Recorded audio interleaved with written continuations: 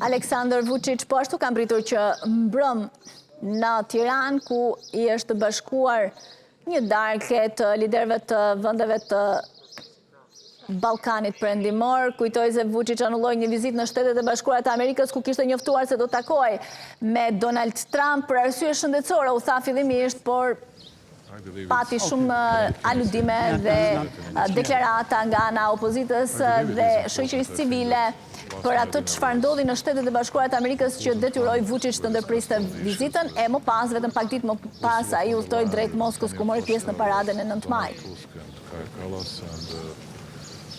We think that there is an opportunity for all of us to do something more, to work more dedicatedly and then to achieve some results. Anyway, we'll have a lot of economic challenges, but also Mirë, tregon se ka pasur bisedime me liderët e Bashkimit Evropian, është një mundësi e mirë për të ecur përpara për të gjithë ne, për ndryshime, për ekonominë, ka thënë Vučić. What do you expect? Project still happening in Belgrade after the forgery. I didn't understand, I didn't hear you, sorry. Is the Kushner project still happening in Belgrade after the signature? Kam pritur edhe Jakov Milatović, presidenti i Malit të Zi, në këto momente, duket se është rradha e liderëve të Ballkanit që po mbrin një e nga një. Everybody, and that's what always happens, you know. Before we started Belgrade waterfront projects and all the other projects, we were facing tens of thousands of people in the streets, and now everybody is very proud of that project.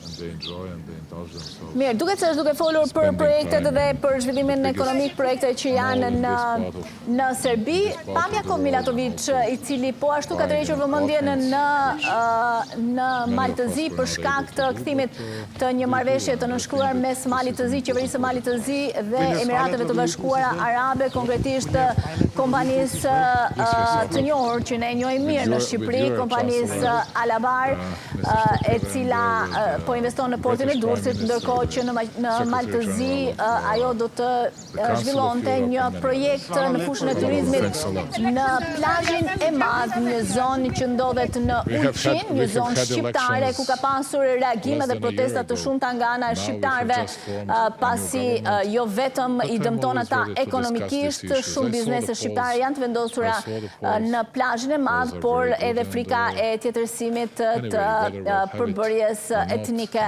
të kësaj zone, pra e populluar kryesisht me shqiptarë. Shumë pyetje, shumë interes për Aleksandar Vučić, nuk është nga ata që ju përgjigjet dhe është shumë i disponueshëm për mediat e tjera përveç atyre të Beogradit dhe atyre që siç thonë edhe mediat në Beograd i kontrollon vetë, për të tjerët është më i kufizuar dhe refuzues për të përgjigjur interesit të tyre zoti Vučić.